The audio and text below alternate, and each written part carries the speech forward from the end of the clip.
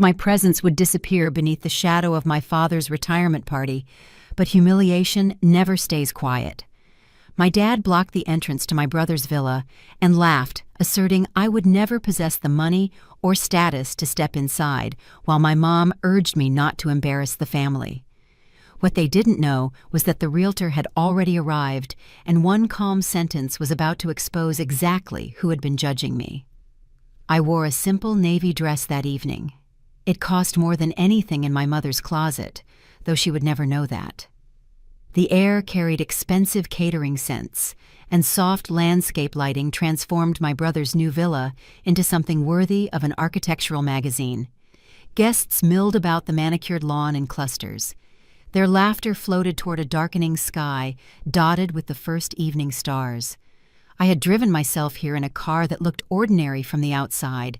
This was a deliberate choice made years ago when I realized invisibility was sometimes the greatest power a woman could possess. No one approached me when I stepped through the wrought iron gate.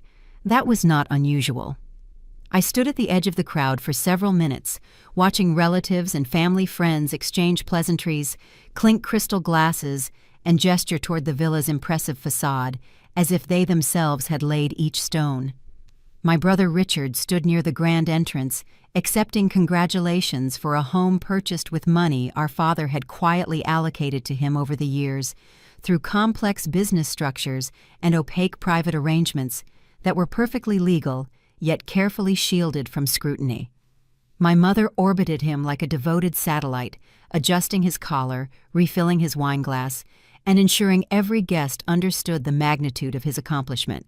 Not once did either of them glance in my direction. I moved through the party like a ghost wearing designer fabric, nodding politely when someone accidentally made eye contact, but never being drawn into genuine conversation. The exclusion was so complete and so practiced that it had become a kind of performance art, perfected over 3 decades of family gatherings. I had learned long ago not to expect acknowledgement from these people who shared my blood, but never my confidence. What surprised me was how little their rejection hurt anymore.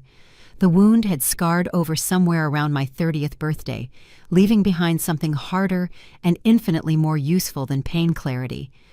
I watched my father work the room with the confidence of a man who believed his version of reality was the only one that existed. He shook hands with the firm grip he had practiced since his 20s. He told embellished stories about his career in banking and accepted praise for raising such a successful son. At no point during these performances did he mention that he had 2 children. I had become so thoroughly erased from the family narrative that some of these guests probably did not even know I existed. The villa itself was impressive, I had to admit. It featured Mediterranean-style architecture designed to impress from a distance, the kind people admire before they ever step inside its floor-to-ceiling windows, revealing glimpses of designer furniture. A swimming pool in the back glittered like liquid sapphire under string lights. Richard had done well for himself, or rather our father's money had done well for Richard. The property was worth perhaps $2 million, a sum that would have seemed astronomical to me once before I understood what real wealth looked like. When I finally approached the front entrance, I was not looking for confrontation. I simply wanted to see the interior everyone had been praising all evening. The double mahogany doors stood open, golden light spilling onto the stone pathway like a welcome mat for everyone except me. I was 3 steps away when my father materialized in the doorway, his body positioned squarely in the center. He blocked access with the deliberate precision of a man accustomed to controlling who belonged where. He did not speak immediately. Instead, he stood there with hands clasped behind his back, allowing the moment to stretch until several nearby guests noticed and turned to watch. The silence was calculated, designed to draw attention to what was about to happen. My father had always understood the theatrical power of an audience. He knew humiliation delivered privately was merely an insult, but humiliation delivered publicly was a lesson that scarred. When he finally spoke, his voice carried the easy tone of someone sharing an amusing observation at a cocktail party. "Eleanor," he said loud enough for the gathering crowd to hear, "you know you'll never have the money or status to own something like this. Why torture yourself by looking at what you can't have? A few people laughed that polite, uncomfortable laughter of those who recognized cruelty but were too invested in the social hierarchy to challenge it. Others simply watched with carefully neutral expressions, waiting to see how I would respond. I could have said something. I could have told him exactly how wrong he was and how spectacularly he had misjudged the daughter he had spent decades ignoring. But I had learned through years of bitter experience that some battles are won by refusing to fight them in the moment. I stood absolutely still, holding his gaze without flinching, letting the silence speak for itself. The quiet seemed to unsettle him more than any clever retort would have.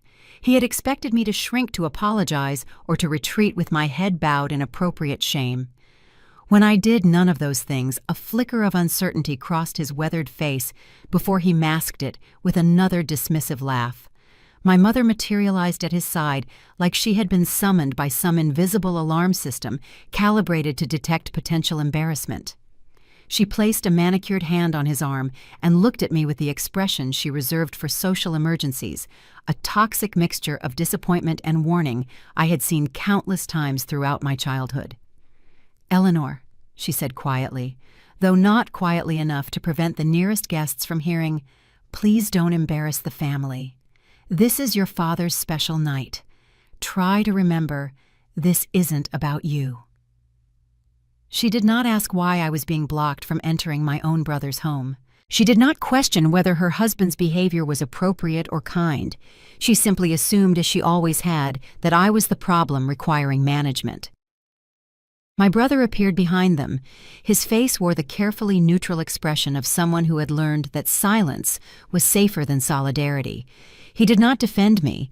He did not suggest that perhaps our father was being unreasonable or cruel.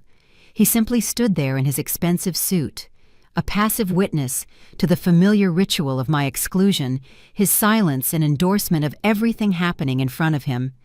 The guests who had gathered to watch seemed to accept this dynamic as normal as expected, as simply the way this family operated.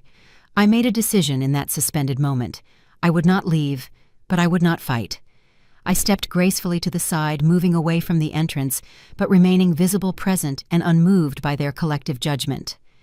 My father seemed satisfied with this partial victory. He turned back to his adoring guests, resuming his performance as the patriarch of a successful family. My mother followed, launching into conversation, designed to smooth over any lingering awkwardness. My brother disappeared into the villa without looking back. The party continued around me as if I did not exist, as if I were merely part of the landscaping. Music played from hidden speakers. Waiters in crisp white shirts circulated with silver trays of champagne and elaborate canapes. Guests admired the architecture and congratulated my father on his retirement. I stood at the periphery of it all, watching and waiting, though I could not have explained precisely what I was waiting for.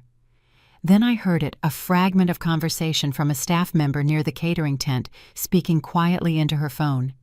"The Realtor confirmed she'll arrive within the hour."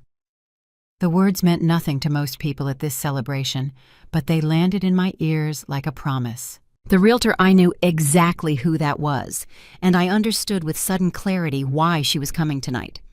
I looked at the villa, at my father's self-satisfied smile, and at my mother's careful management of every social interaction. They believed they had won something tonight. They believed they had successfully reminded me of my place in their carefully constructed hierarchy. I did not leave because I was defeated. I stayed because this was exactly where I needed to be when the truth finally stepped into the light. The party swirled around me in a blur of champagne bubbles and polite laughter, but I was somewhere else, entirely trapped in the amber of memory. I watched patterns repeat themselves with the mechanical precision of a play performed 1,000 times. A distinguished-looking man in his 60s approached my father, gesturing casually toward me with his crystal champagne flute. "Is she family?" he asked, nothing more than casual curiosity, small talk from someone filling conversational space. My father's response came without hesitation, smooth as aged whiskey over broken glass. "Just a relative," he said. The vagueness was intentional. The dismissal was complete in its economy. He did not say daughter. He did not speak my name. I heard every syllable from 15 feet away, and I understood with perfect clarity that this was not carelessness or forgetfulness. This strategy was refined over decades. Standing there in the shadows of my father's retirement celebration, watching him expertly redirect conversations away from my existence, I found myself pulled backward through time to another party. Another evening when I had been physically present, but systematically erased from the family portrait. I was 23 years old, fresh out of business school, with honors attending a celebration for my brother Richard's first significant promotion at the investment firm where my father had arranged his position. The living room of my parents' sprawling suburban house had been transformed into a showcase for family friends, business associates, and carefully selected neighbors who would appreciate witnessing the Ashford family's continued success. The air smelled of expensive catering and my mother's signature perfume. Everywhere I looked, people were raising glasses to my brother's golden future. My father had spent nearly 30 minutes that evening introducing Richard to important contacts, listing his grades, his internships, and his natural talent for finance. When someone in the crowd finally noticed me standing awkwardly near the fireplace and asked what I did, my mother stepped in before I could form the first word. "Eleanor is still figuring things out," she said with that particular tight smile she reserved for managing disappointments. "Not everyone finds their path as quickly as Richard. Some children need more time to mature." The assembled group nodded with theatrical sympathy. The conversation flowed onward like a river diverting around an inconvenient stone, while I stood there with unspoken words dying in my throat. I tried afterward to explain to my mother that I had already started my own consulting business, that I had paying clients, growing revenue, and a reputation beginning to spread through word of mouth. She waved away my words like cigarette smoke. "You made everyone uncomfortable," she said. "That evening was about Richard. Why do you always insist on making everything about yourself?" The memory dissolved and reformed into another shape, another wound. My brother, at 28, made a catastrophic investment decision that cost him nearly everything he had saved from his impressive salary. He had followed a tip from a friend of a friend and ignored every principle of due diligence, losing close to $300,000 in a matter of weeks. My father discovered the disaster during a routine conversation about family finances and responded with swift, silent efficiency. Money transferred through a series of sophisticated private accounts utilizing complex financial maneuvers intended to maintain the utmost discretion. Richard's credit was repaired.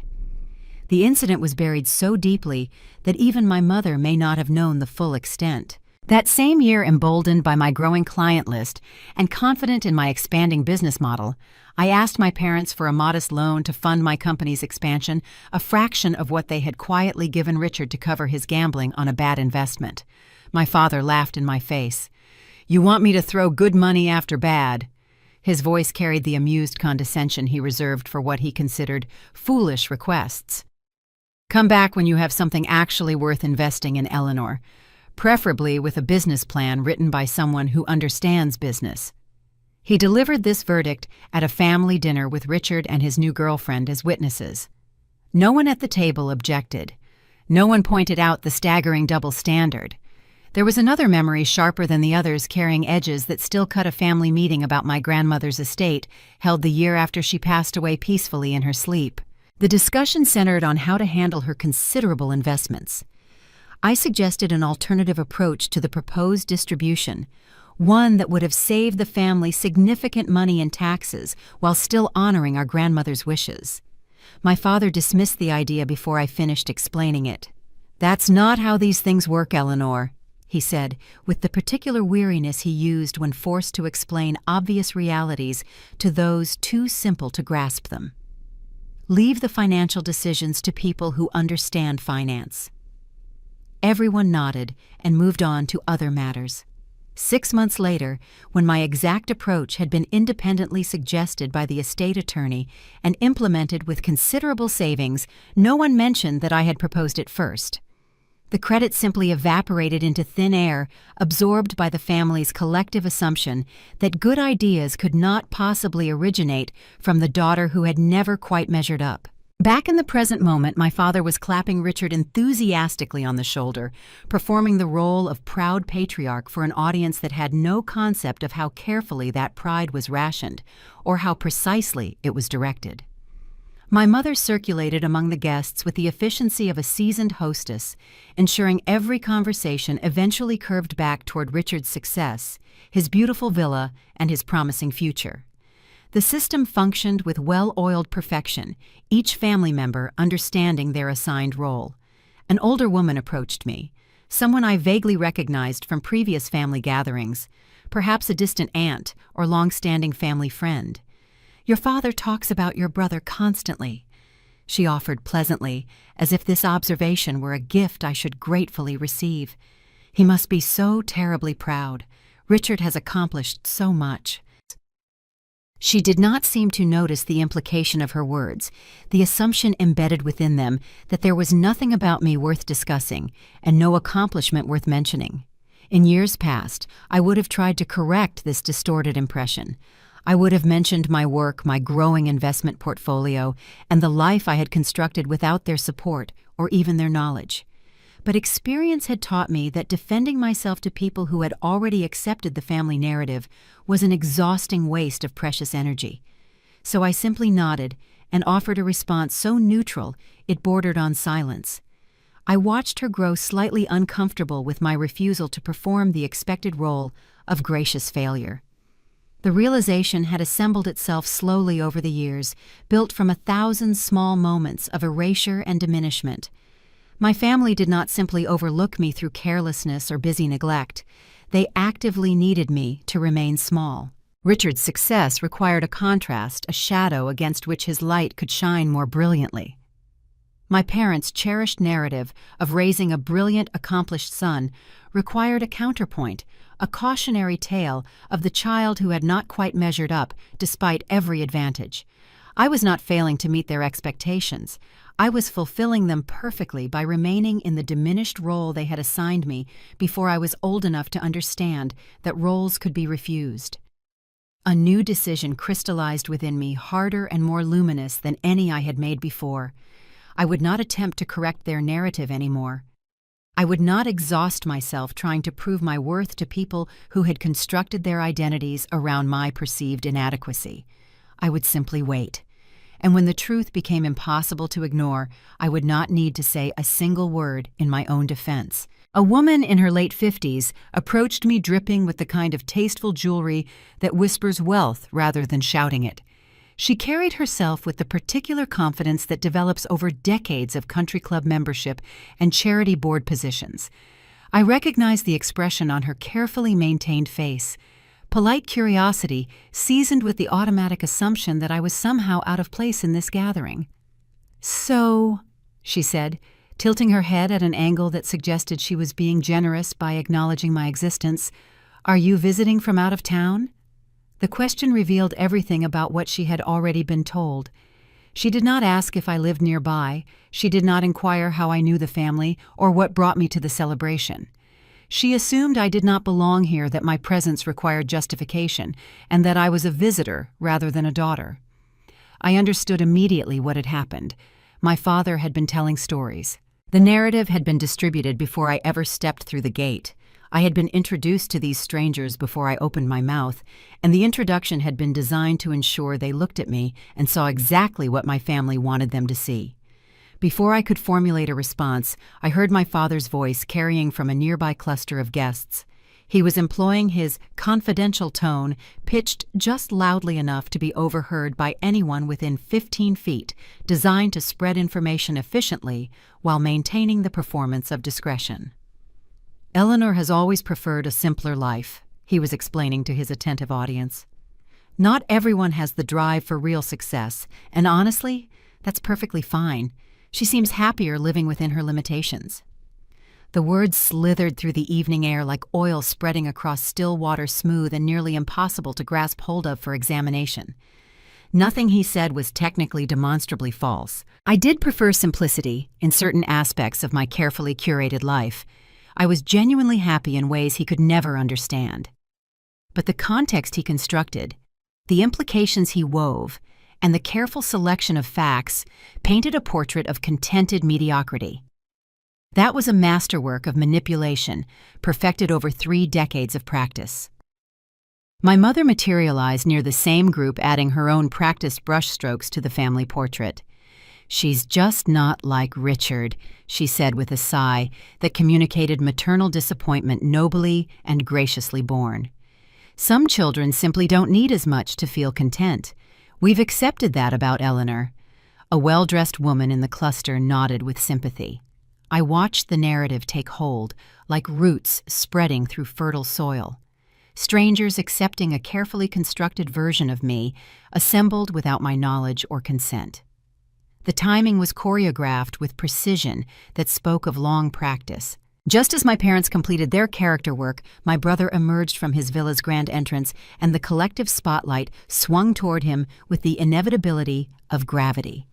He was introduced to the same group with an entirely different vocabulary. Ambitious, driven, and naturally talented, the pride and culmination of everything our family valued. His villa became the conversation's gravitational center, a physical manifestation of success and proof that the Ashford family had produced at least one child worthy of admiration. No one asked what I did for work. No one inquired about my life, my accomplishments, or my journey. The story had already been comprehensively told. In my family's distributed version of reality, there was nothing interesting to ask.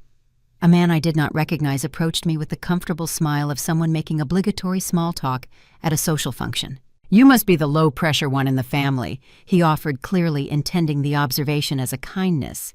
He was attempting to acknowledge what he believed to be my humble position in the family hierarchy without making the moment awkward. But the words landed on my ears like a judge's verdict, a rubber stamp of official approval on everything my parents had carefully disseminated. I felt the familiar impulse rise within me, the almost irresistible urge to correct the record, to explain the truth of my life, and to present evidence that contradicted the fiction being circulated among these well-dressed strangers. But hard experience had taught me where that path led. Correction inevitably meant conflict, and conflict meant I became the problem, the difficult one, the daughter who made every family gathering uncomfortable with her defensiveness. My parents had constructed an elegant system where any attempt to defend my own dignity automatically reinforced their narrative about my character. I decided to try anyway, just once, with the smallest possible intervention. "Actually," I said to a nearby guest, "I work in real estate investment." It was the tiniest fraction of the truth, a single sentence, containing none of the details that would have fundamentally reframed everything they thought they knew. My father appeared at my elbow instantly, as if summoned by some invisible alarm, calibrated to detect any deviation from the approved family script. "Eleanor dabbles in a few things here and there," he said, with a dismissive wave that reduced my entire career to a hobby unworthy of serious consideration. "But let me tell you about Richard's expansion plans for the property he's thinking of adding a guest house." The conversation pivoted away from me with such practiced smoothness that it felt professionally choreographed. Within seconds, I was once again invisible, a background element in a painting focused on other subjects. I noticed something important then, something I had not fully grasped in all my years of family gatherings. The story my parents told about me was not improvised or adapted to circumstances. It was meticulously rehearsed. The phrases came too smoothly, and the conversational pivots were executed with too much precision. This was a narrative they had been polishing for decades, refining it with each repetition at each social event until it flowed with the naturalness of absolute truth. They knew exactly what to say and when to say it, because they had told these same stories so many times before that it had become their reality. I implemented a strategic shift. Instead of continuing to correct the false narrative, I stopped engaging with it entirely. When someone repeated something my parents had said about my limited ambitions, I responded with neutral acknowledgement and offered nothing more. When someone commented sympathetically on my simple life, I simply nodded without elaboration or defense. The reactions were genuinely interesting. People grew visibly uncomfortable when I refused to perform my expected role to either confirm their assumptions or deny them with the defensiveness that would prove their assumptions correct. Several conversations terminated abruptly, the other parties uncertain how to continue when I would not participate in my own diminishment. My family interpreted my new silence as their complete victory. I observed it in my father's increasingly satisfied glances across the lawn, in the tension releasing from my mother's carefully maintained shoulders, and in my brother's casual assumption that all was proceeding according to the natural order. They believed they had successfully managed the potential embarrassment of having their less successful child present at their triumphant gathering. They had distributed their carefully crafted version of Eleanor to every guest who mattered, and no one had raised an objection. What they fundamentally failed to understand was that I was no longer expending energy fighting their narrative. I was simply waiting with patience developed over 30 years for someone outside their control to rewrite everything they thought they knew. I caught a fragment of conversation drifting from the catering station. A staff member was confirming logistics on her phone. "The Realtor is approximately 15 minutes out." The words floated past every other ear without registering significance, but they landed in my awareness like a key turning in a long, locked door. They had spent the entire evening defining who I was for everyone present. They were about to discover that their monopoly on that definition had an expiration date. My phone vibrated softly in my clutch, a subtle electronic pulse that suddenly seemed louder than all the conversation and music swirling around me. I knew before looking at the screen that it would be from Marina, my business partner of 7 years, the woman who handled the operational complexities of everything I had constructed, while my family remained blissfully unaware of my existence as anything other than a disappointment. Her message was characteristically concise, urgent, and professionally direct. "Need confirmation on the Harrington deal tonight. They're proceeding with or without our final terms by midnight." The Harrington deal, 8 figures over 3 years, 18 months of careful negotiation. It was the kind of complex real estate portfolio transaction that would permanently cement our position as the region's premier private investment firm for ultra-high net worth individuals.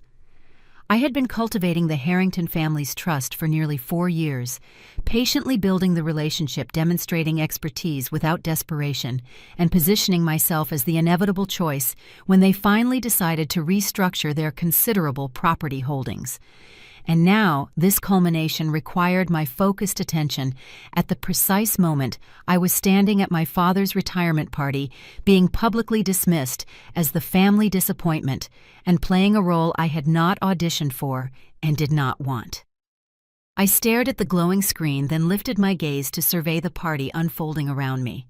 The calculation I faced was brutal in its stark clarity. If I excused myself now to handle this business requiring immediate attention, my family would have their narrative validated and amplified. Eleanor couldn't even stay for her own father's retirement celebration. Eleanor always prioritizes herself over family. Eleanor has never understood what loyalty and love actually mean. The whispered criticisms would follow me to every family gathering for the next decade. But if I remained here allowing this deal to slip away while I worried about the opinions of people who had never valued anything I accomplished, I would be sacrificing something I had built with my own intelligence and persistence for people who had demonstrated repeatedly that my achievements meant nothing to them. I chose to stay not for my family's sake or to earn approval that would never genuinely come, but because the timing was not yet right for what I sensed was approaching. The Realtor Victoria was coming. Something significant was preparing to shift in this carefully controlled environment. Every instinct I had developed over years of successful business dealings told me I needed to be physically present when the shift occurred. My father's sharp eyes noticed me examining my phone from across the manicured lawn. He could never resist an opportunity to perform for an audience, especially when that performance reinforced the evening's dominant theme. "Work problems," he called out with deliberate volume, ensuring nearby guests would hear and turn to observe. His tone carried unmistakable amusement, as if the very concept of me having work important enough to demand urgent attention was inherently laughable. Several people rotated to watch this small drama, their faces holding the mild interest of audience members at a play they had not expected to find entertaining. I slid my phone back into my clutch without sending a response to Marina's urgent message. "I'll handle it later," I said. keeping my voice carefully neutral and refusing to provide the defensive reaction he was clearly hoping to provoke and display. My father nodded with visible satisfaction, turning to the guests clustered around him. "You see," he said, gesturing toward me with his champagne glass. "No pressure with our Eleanor. She figured out long ago how to keep her life simple and small." There's something almost admirable about that kind of acceptance. The words were a precision instrument of humiliation, soft enough in tone to seem almost complimentary, yet sharp enough in implication to draw blood from anyone who understood what he was really saying. Another vibration. Another message from Marina. "Harrington getting cold feet. We cannot wait much longer without losing leverage." I studied the screen and felt the considerable weight of the decision pressing against my chest like a physical force. This was what my family had never understood, could never understand, because they had never bothered to look beyond their assumptions about who I was. Every moment of strategic silence came at a real and measurable cost. Every time I chose not to correct their distorted narrative, not to defend my substantial accomplishments, or not to demonstrate my actual worth, I was making a sacrifice that required something valuable from me. Tonight, I was betting everything on a realtor running late and my own intuition about what her arrival would mean. My mother appeared at my elbow with the silent approach she had perfected over decades of family management. She leaned close enough that I could smell her signature perfume, her voice dropping to barely above a whisper. "You should probably leave soon, Eleanor, before you say something that makes this evening awkward for everyone." She was not asking about my well-being or curious about the messages that had obviously captured my attention. She was managing me with the same efficiency she applied to the catering schedule and seating arrangements, identifying a potential source of embarrassment and moving to neutralize it before damage occurred. I did not respond with words. I simply turned to meet her gaze, directly holding her eyes with mine, until she grew visibly uncomfortable and turned away to attend to other matters. It was a small act of rebellion, but it felt enormously significant in the moment. For the first time in longer than I could clearly remember, I was not automatically playing my assigned role in the family performance. I was not apologizing for my existence, explaining my choices, or demonstrating appropriate daughterly deference to her superior judgment. I was simply existing as myself, present and unmoved by her expectations. And that fundamental change in my behavior seemed to disturb her more deeply than any verbal argument could have. Across the illuminated lawn, my brother was holding court near the villa's impressive entrance, entertaining a rotating audience of admirers with detailed stories about his renovation plans, his investment philosophy, and his vision for the property's future appreciation. No one interrupted him with suggestions that perhaps he should leave early. No one questioned whether his work matters were being appropriately attended to. No one implied that his presence was potentially embarrassing. My phone delivered a third vibration. Final decision required within 30 minutes. Marina. I composed my response with my screen angled away from curious observers, fingers moving quickly across the glass surface. Proceed with option B. Full authorization granted. Trust your judgment. It was not the outcome I had carefully strategized for the Harrington acquisition, but it was acceptable. Sometimes in business, as in life, you have to accept a good outcome when the perfect one is not available within your constraints. The sacrifice had been completed. Whatever unfolded at this party over the coming hour, whatever Victoria's arrival ultimately brought into this controlled environment, I would face an invisible consequence that no one at this celebration would ever know existed. That was the true price of my strategic silence, not the weakness my family imagined, but a calculated investment in a future return they could not begin to anticipate. I overheard a staff member mention to a colleague that the Realtor was running approximately 10 minutes behind schedule. The information drifted past most ears without registering any significance, but it landed on mine like a confirmation that my patience was about to be rewarded. My silence tonight was not the silence of defeat or fear. It was the silence of someone who understood precisely what she was trading and what she would receive in return. The laughter that erupted from the cluster of guests surrounding my father was louder and more sustained than anything that had come before. The sound had the unmistakable quality of performance, too hearty, too prolonged, and too precisely calibrated to draw attention across the entire gathering. I watched as guests from distant corners of the manicured lawn turned toward the noise, curious about what amusing thing they might be missing. My father stood at the absolute center of the group, commanding attention with the practiced ease of someone who had spent a lifetime believing his voice was the most important one in any room he entered. I moved closer without appearing to do so, drifting toward the cluster while maintaining the social invisibility I had perfected over decades of family events. The movement went unnoticed.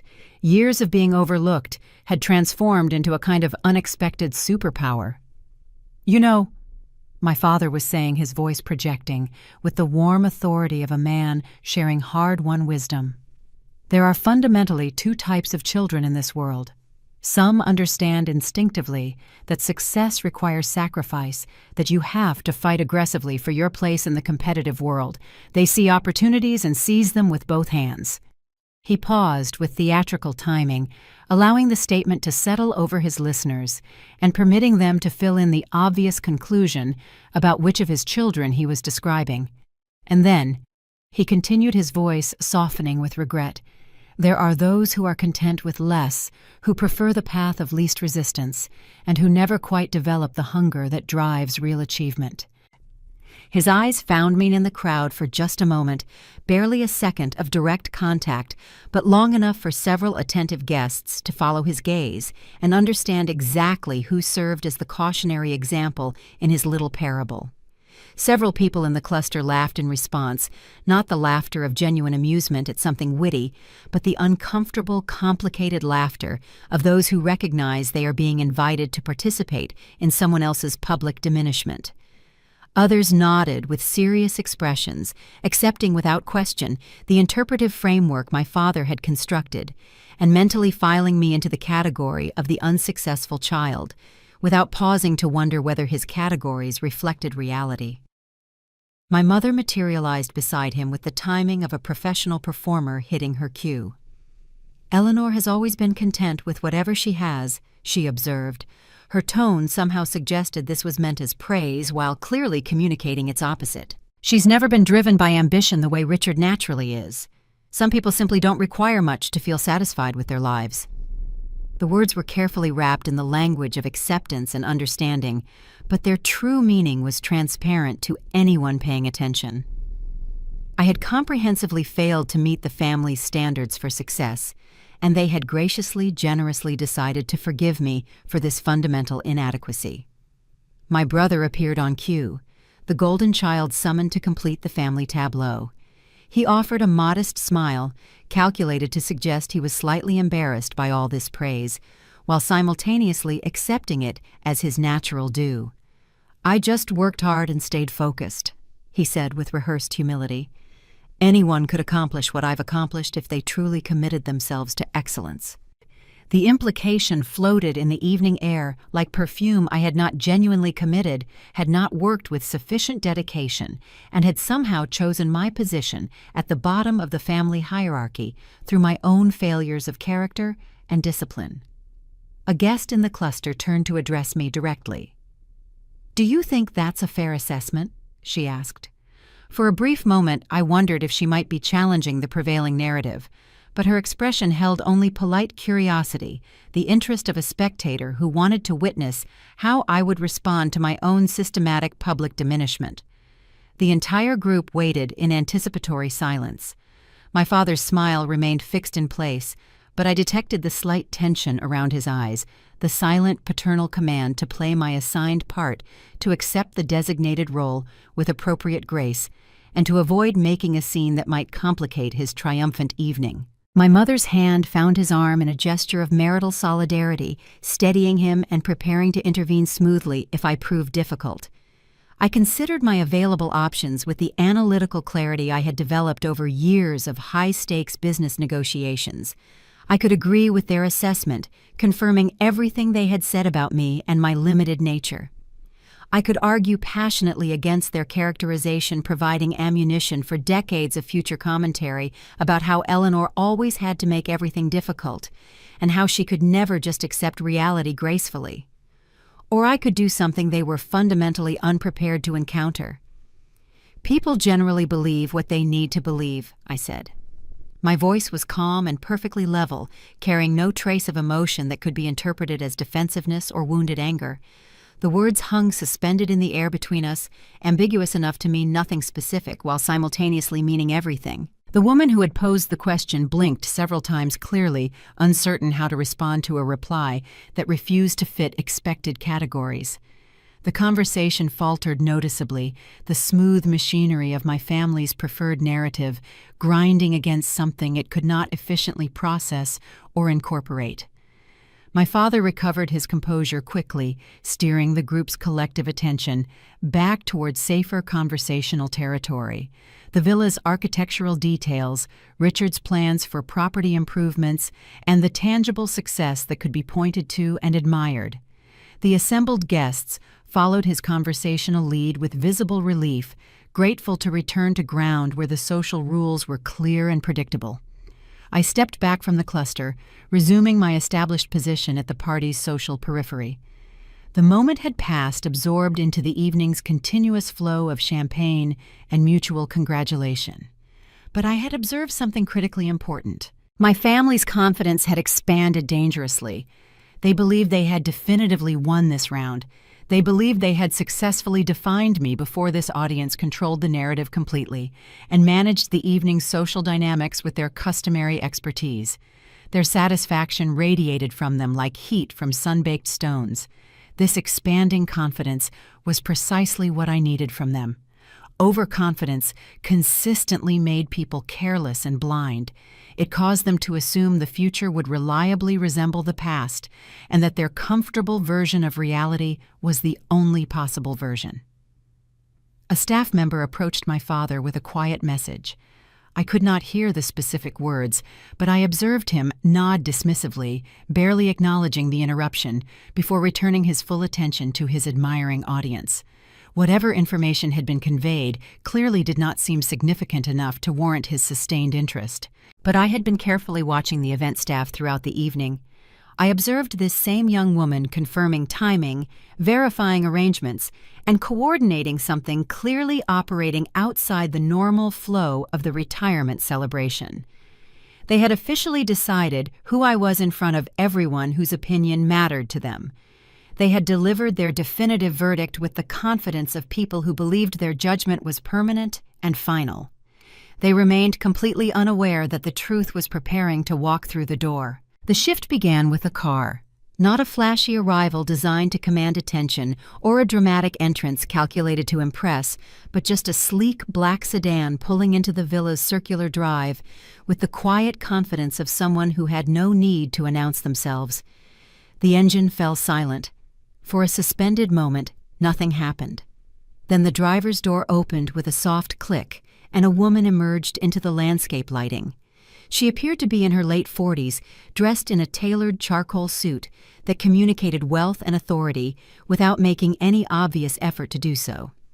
Her posture was flawless, and her movements were economical and precise, every gesture suggesting someone accustomed to operating in rooms where the numbers discussed had many zeros. She surveyed the party with quick, professionally assessing eyes, taking in the landscape architecture, the catering setup, and the villa's clean-lined Mediterranean exterior, softly illuminated against the night. Her expression revealed absolutely nothing about her conclusions. Several guests noticed her arrival and paused their conversations to observe. There was something magnetic about her presence, a gravitational force that had nothing to do with conventional beauty and everything to do with the particular kind of authority that comes from genuine competence. She moved toward the main gathering, not like someone seeking permission to enter, but like someone conducting an evaluation. A staff member approached her immediately. They exchanged brief words too quiet for anyone else to hear. The woman, Victoria the Realtor I had been expecting, nodded once with crisp efficiency and began making her way through the crowd. She did not appear to be searching for anyone in particular. She simply observed her mere presence sufficient to alter the energy of the space around her. My father detected the disturbance in his domain within seconds. I watched his expression shift through several phases: initial curiosity, rapid assessment, and then the instinctive recognition of someone who might represent power or opportunity. He excused himself from his current conversational cluster and moved to intercept her, his considerable social charm already warming up for deployment. "Welcome to our celebration," he said, extending his hand with the confident grip of a man who expected to be acknowledged as the most significant person in any gathering he hosted. "I'm Harold Ashford. This is my retirement party. My son owns this beautiful villa." The introduction was carefully designed to establish hierarchy immediately, to make clear that he was the patriarch, the host, and the center around which this entire evening revolved. Victoria accepted his handshake with professional courtesy, but nothing in her demeanor suggested she was particularly impressed or interested in impressing him in return. "Congratulations on your retirement," she said. Her tone was pleasant but notably lacking warmth. "Lovely property." Her eyes slid past him almost immediately, continuing to scan the assembled guests with that same professionally assessing gaze. I observed my father recalibrating his approach in real time. He was not accustomed to being moved past so efficiently, not familiar with conversations that failed to center on his importance and accomplishments. "Do you work in real estate?" he pressed. His voice carried the slight edge of someone fishing for information that would help him categorize this unexpected variable. "My son Richard just purchased this villa. It was quite the investment, prime location, excellent appreciation potential." Victoria nodded with polite neutrality. "Yes, I noticed the listing when it was available." The response was carefully crafted to reveal nothing about her opinion of the property, the purchase, or the people who had made it. She posed a few brief questions about the evening's occasion's standard social small talk before excusing herself to speak with someone else. My father watched her departure with an expression I had rarely seen on his face, genuine confusion. The interaction had not proceeded according to his expectations. He had presented his credentials, his family's success, and his son's achievement, and she had received all of it with the detached professionalism of someone who routinely dealt with numbers that made his accomplishments look modest. My mother appeared at his side, her finely tuned social antennae clearly detecting that something had deviated from the expected script. "Who was that?" she asked in an undertone, her eyes tracking Victoria's movement through the crowd. "Some realtor," my father replied with attempted dismissiveness. But I detected the note of uncertainty beneath his casual tone. He had encountered something he could not immediately categorize or control, and the experience was visibly unsettling. My brother Richard, apparently briefed on the situation by some invisible family communication network, made his own approach. He intercepted Victoria near the refreshment table and launched into an enthusiastic description of the villa, the square footage, the renovation potential, the neighborhood's property value trajectory, and his own sophisticated investment thesis. He was performing expertise, attempting to establish himself as someone worthy of serious professional consideration. Victoria listened attentively for perhaps 30 seconds before politely extracting herself.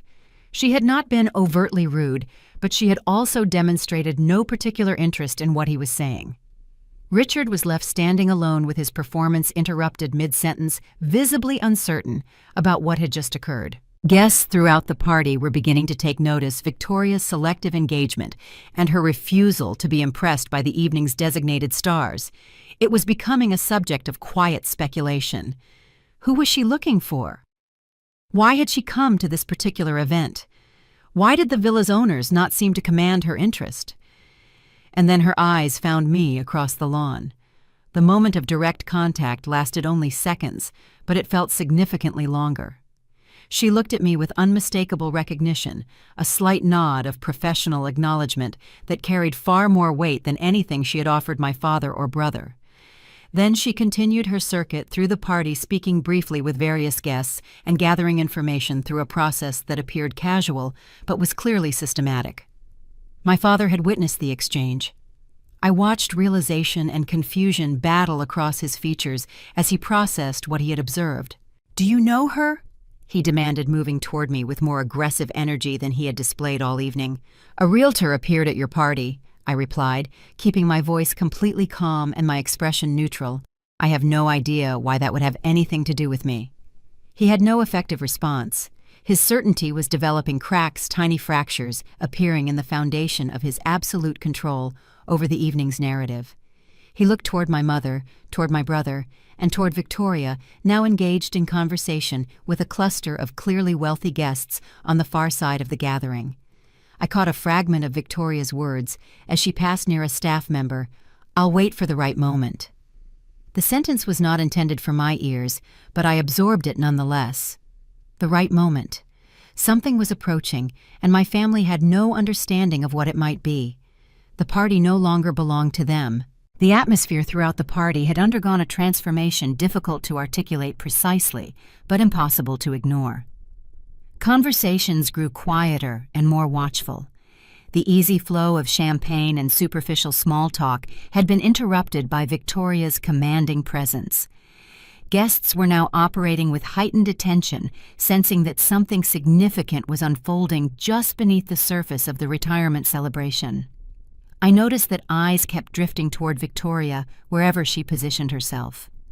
She had established herself apart from my family's social orbit, engaging primarily with guests my father considered truly important, successful business leaders and significant investors, people whose professional opinions actually mattered in worlds beyond this villa's manicured lawn.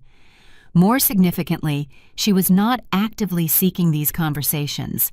They were seeking her. A man I recognized as a prominent local developer approached Victoria with the particular deference of someone requesting an audience with a superior.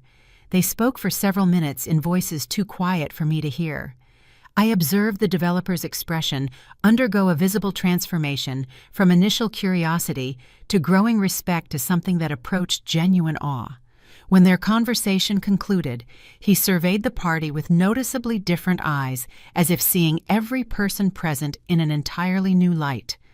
My father observed this interaction as well. He attempted to reassert himself into the evening's shifting power dynamics, approaching the same developer with his practiced bonhomie firmly in place. "Wonderful party, isn't it?" he offered with manufactured warmth. "Have you had a chance to see Richard's villa from the inside? The craftsmanship is truly exceptional. You'd appreciate it as someone who understands quality construction." The developer nodded politely, but his attention was clearly located elsewhere. "Yes, very nice," he said, with the distracted courtesy of someone whose mind was engaged with more important matters. "If you'll excuse me, I need to follow up on something." He walked away without the deference my father was accustomed to receiving, automatically leaving him standing alone with his enthusiastic compliment floating unanswered in the evening air. My mother cornered one of her established social contacts, a woman who served on multiple prestigious boards and charity committees. "Who exactly is that Realtor?" she asked, keeping her voice appropriately low while her eyes tracked Victoria's movements. "She seems to know absolutely everyone who matters." The response she received was deliberately vague, but deeply revealing. "Victoria specializes in very private transactions," the board member explained with careful discretion. "Very private, very substantial.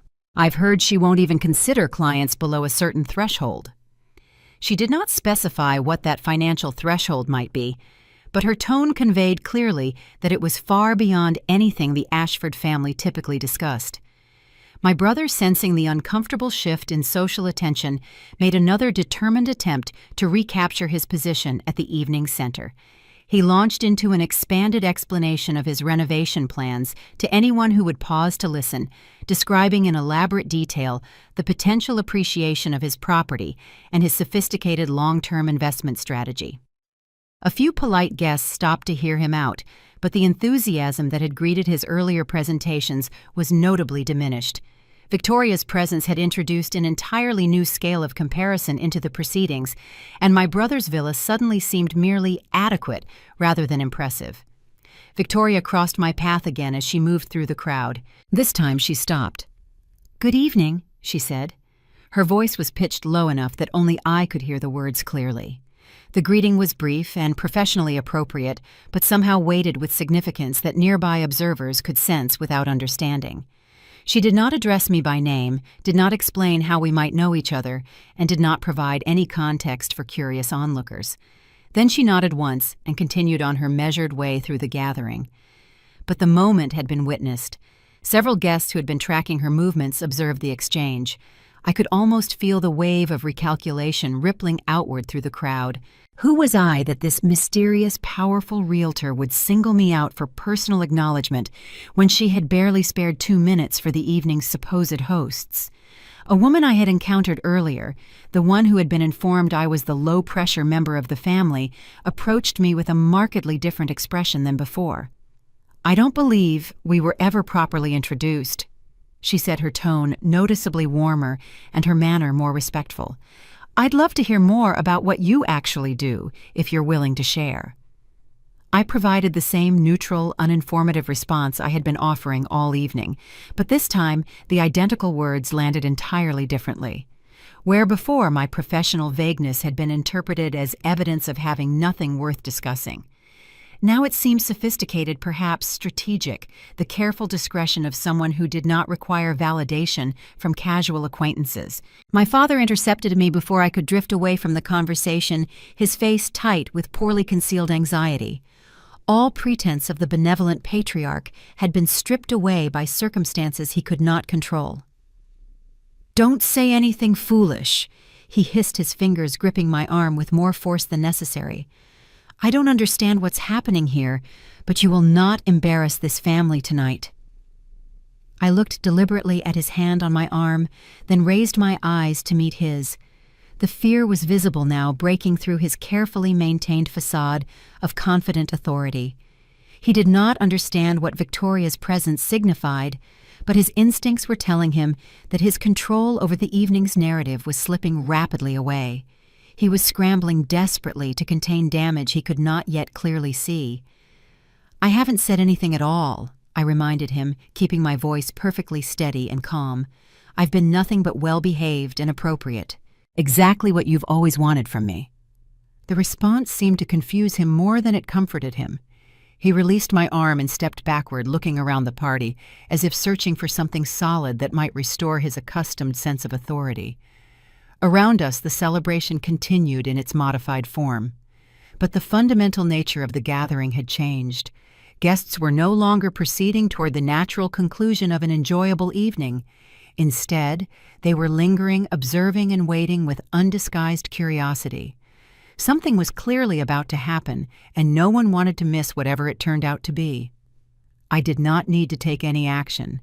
The truth was coming, carried by someone else's voice and authority. All I had to do was remain exactly where I was and let it arrive. The first visible crack in my family's meticulously constructed narrative emerged from a completely innocent question. An older gentleman, someone who clearly operated in the world of significant real estate transactions himself, approached Victoria with the comfortable familiarity of professional equals encountering each other at a social function. "Any interesting closings recently?" he inquired. Victoria offered a measured smile. "A few noteworthy ones," she acknowledged. "One particularly significant transaction. Private buyer, all cash, completely off market. Very discreet client who values privacy above recognition." She did not volunteer specific numbers, but the way she delivered the information suggested figures that would dwarf anything typically discussed at gatherings like this one. The gentleman's eyebrows rose perceptibly. "All cash at significant scale. That's becoming increasingly rare in this market. What category of property are we discussing?" "Premium estate," Victoria replied with professional neutrality. 20 million range, waterfront location. The kind of property that never appears on public listings. She allowed the number to land without emphasis or drama, as if it were simply a factual detail. Several guests who had been engaged in their own discussions stopped speaking to listen. 20 million, all cash, private buyer. These were words that commanded immediate attention in any room, but especially in this particular room at this specific party, where the evening's host had just been celebrating his son's purchase of a villa that had cost a modest fraction of that amount. My father sensed the disturbance in his domain and attempted to reclaim control through direct intervention. "Speaking of noteworthy real estate," he interjected loudly, "my son's villa represents quite the investment opportunity. The neighborhood values in this area have been appreciating remarkably. Victoria nodded with impeccable politeness. Yes, this is a pleasant property, and the subtle emphasis she placed on pleasant was almost imperceptible, but everyone present heard the distinction clearly. She turned back to the gentleman she had been addressing effectively, but graciously dismissing my father, without delivering any overt rudeness. My mother's face had lost much of its carefully maintained color. I observed her processing the implications the scale of transaction. Victoria had casually mentioned the effortless way my father had been sidelined and the growing interest of guests who were now focused on an entirely different kind of success story. My brother stood near the villa's entrance with noticeably diminished confidence. The property that had been the triumphant centerpiece of his evening suddenly seemed reduced in significance. Its impressive Mediterranean facade was transformed into simply another pleasant house rather than the extraordinary achievement it had been presented as throughout the celebration. Victoria continued her conversation with the older gentleman, allowing a few additional carefully selected details to emerge naturally. The buyer maintains a remarkably low profile. No flashy lifestyle, no public displays of wealth, no social media presence. A very intelligent approach to managing significant resources, actually. You would never guess what they're worth simply from observation. She did not look toward me as she offered this description, but several guests in the vicinity did. "Is this private buyer present at this party?" someone asked directly. Victoria's smile remained professionally enigmatic. "She values her privacy," she said simply. The single pronoun hung in the evening air like a signal flare. She, a woman, a private woman who preferred anonymity over recognition, a woman who had recently purchased a property worth more than 10 times what this celebrated villa had cost. Eyes began systematically scanning the assembled guests. The women present were being evaluated, reassessed, and measured against this intriguing new information. My mother was clearly not the mysterious buyer. Her wealth was entirely my father's wealth, thoroughly documented and displayed. The handful of other women who projected significant means were quickly eliminated through various observable tells. And then with growing inevitability, gazes began settling on me, the overlooked daughter, the family member who had spent the entire evening being dismissed and diminished, the woman whose apparent lack of success had been the gathering's running joke. I maintained my silence. I did not confirm the speculation, nor did I deny it. I simply stood exactly where I had been standing all evening, present calm and unmoved, allowing the silence itself to accomplish what words never could. My father's expression had progressed from confused to genuinely alarmed. I could see him attempting to recalculate and struggling to fit this new information into his long-held understanding of his children. The familiar equations were failing to balance. The narrative he had constructed over decades was encountering data it could not absorb. From this moment forward, they stopped asking who I was. They started reconsidering why they had ever presumed to judge me. The question emerged from a man who had clearly built his considerable fortune on directness and clarity. He possessed no patience for social niceties or diplomatic ambiguity. He wanted straightforward information. "Let me be perfectly clear," he said to Victoria, his voice cutting through the ambient noise with authoritative precision. "You are telling us that your VIP cash buyer for a $20 million waterfront property is someone present at this gathering." The crowd around them had expanded significantly, drawn irresistibly by the magnetic pull of imminent revelation. Every conversation in the immediate vicinity had ceased entirely. Victoria's response came measured and thoroughly professional. "I am saying that I work exclusively with clients who value discretion above public recognition. The property I referenced cannot reasonably be compared to something like this." She gestured with casual grace toward my brother's villa. "They exist in entirely different categories of the market." A murmur cascaded through the assembled guests. Different categories. The phrase landed with the impact of a judicial verdict on everything my family had spent the evening celebrating. My father's composure cracked visibly for the first time all evening. He attempted what was clearly intended as a dismissive laugh, but the sound emerged forced and hollow. "Well, that's certainly quite a dramatic claim," he managed. "Anyone can assert they have extremely wealthy clients." Victoria turned to regard him with an expression that was not quite pity, but occupied closely neighboring emotional territory. "Of course," she responded simply. She did not argue with his skepticism or defend her credentials. Her absolute refusal to engage with his challenge somehow made his doubt seem more desperate. Obviously, the grasping of a man watching his authority dissolve. My mother had positioned herself physically close to my brother, her hand resting on his arm in a gesture that might have signified maternal comfort or physical restraint. Her face had progressed through multiple visible transformations, initial confusion, growing concern, and now something that resembled genuine fear about what might be coming next. My brother himself appeared nearly paralyzed by the evening's unexpected trajectory. The spotlight he had basked in so comfortably throughout the celebration had turned harsh and unflattering. Guests who had been enthusiastically praising his accomplishments were now visibly recalculating, measuring his success against an entirely new standard. The direct man was not yet satisfied. He surveyed the party with sharp, assessing eyes before settling with deliberate focus on me. "And let me hazard an educated guess," he said slowly. "The VIP client you're describing is someone who has been systematically underestimated throughout this evening's festivities." Victoria's response came without hesitation, but also without explicit confirmation. "My clients' identities remain private as a matter of fundamental practice. I will observe that she demonstrates excellent judgment about when to speak and when to allow others to reveal themselves through their own words." Her eyes met mine for just a moment. I maintained my exact position without variation. I simply existed in the space, present and silent, permitting the silence itself to serve as the most eloquent evidence available. The transformation in how guests perceived me was immediate and striking. They studied me with careful, sustained attention. I observed as several guests began visibly remembering their own behavior toward me. Throughout the evening, the woman who had asked if I was merely visiting the man who had labeled me low pressure, and the cluster who had laughed at my father's comparison.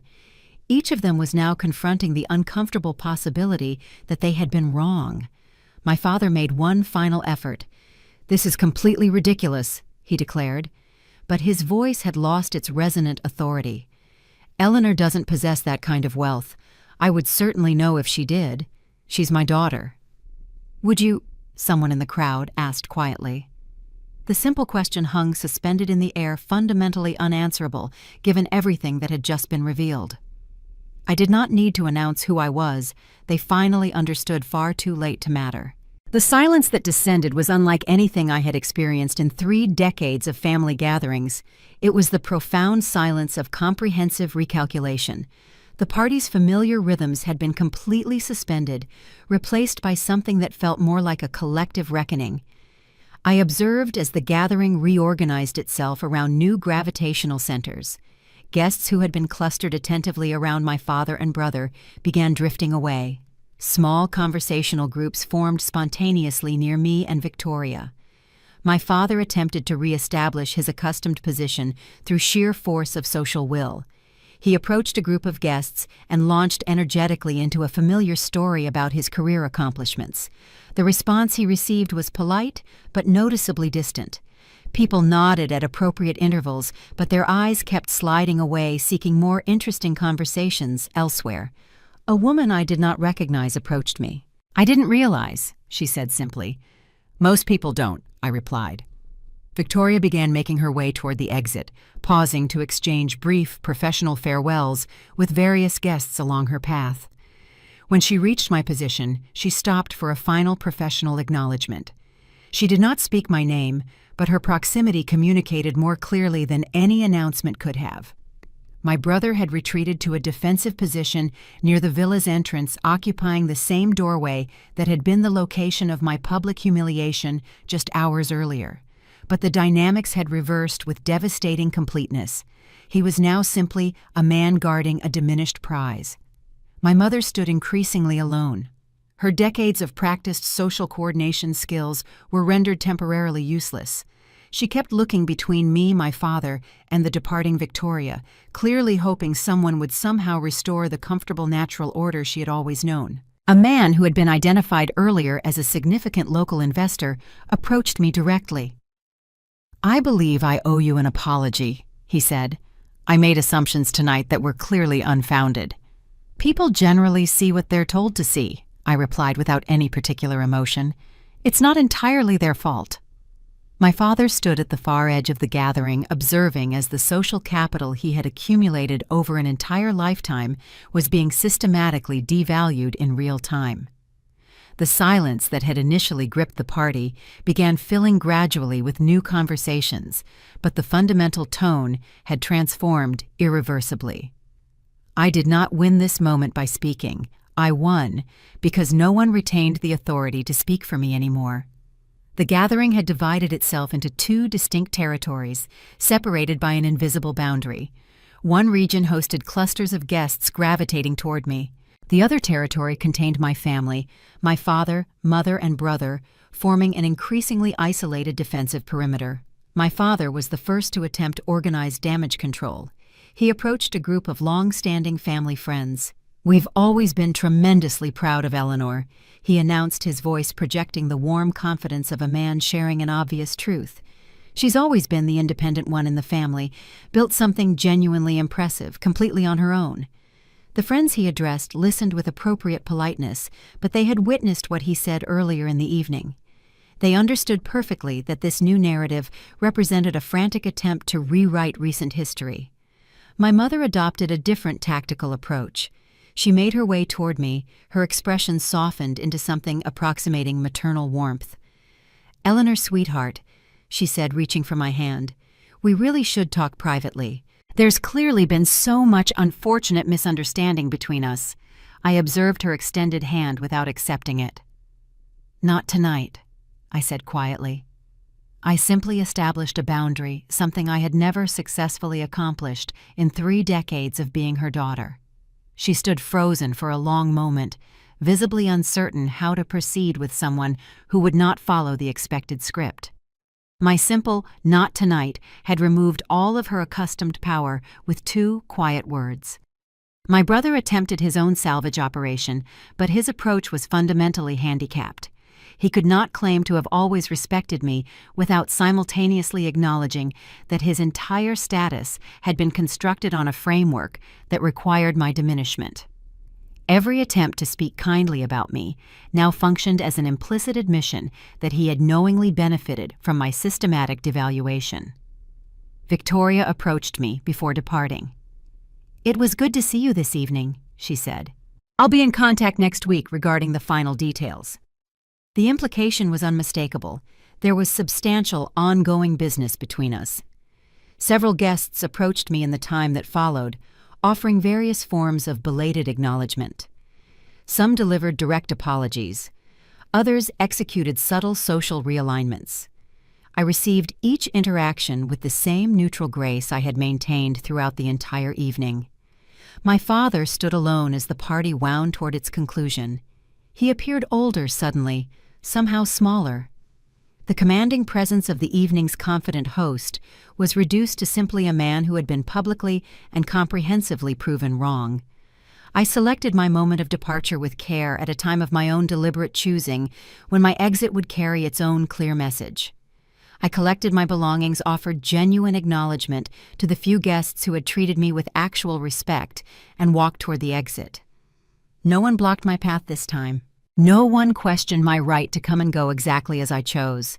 The power my father had weaponized at the villa's entrance had transferred completely. They did not lose me that night, they lost the power to define who I was. The drive home unfolded in silence that felt earned rather than empty. City lights blurred past my windows, ordinary and beautiful.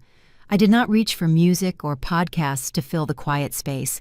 I simply drove, allowing the evening's events to settle gradually into their proper place within my history. When I arrived at my home, not the waterfront estate Victoria had described, which remained largely unoccupied as a long-term investment, but the comfortable townhouse where I actually lived my daily life, I sat in my car for a long moment before going inside. The silence surrounding me was fundamentally different here. It was my silence, chosen and comfortable. I allowed myself to revisit the moment when my father had blocked me at the entrance to my brother's villa. Just hours ago, that confrontation had felt like a wound being deliberately reopened. Now it felt like something else entirely, the last time he would ever possess that particular power over me. I thought about my mother's expression when she began to understand what Victoria's presence signified.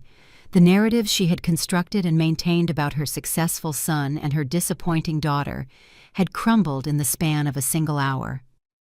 I thought about my brother standing in the doorway of a villa that had suddenly become merely ordinary. He had simply accepted the advantageous role they assigned him, enjoying the privileges of being the golden child without ever questioning what that designation cost his sister. But I did not feel the triumphant satisfaction I might have anticipated. There was no surge of vindictive pleasure. Instead, there was something quieter and more profound, the simple, profound relief of no longer requiring their validation to know my own worth. For years I had constructed my success in deliberate secrecy.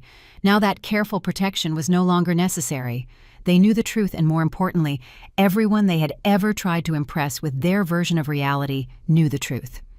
My phone buzzed softly. A text message from an unfamiliar number glowed in the darkness. "We should talk. Mom."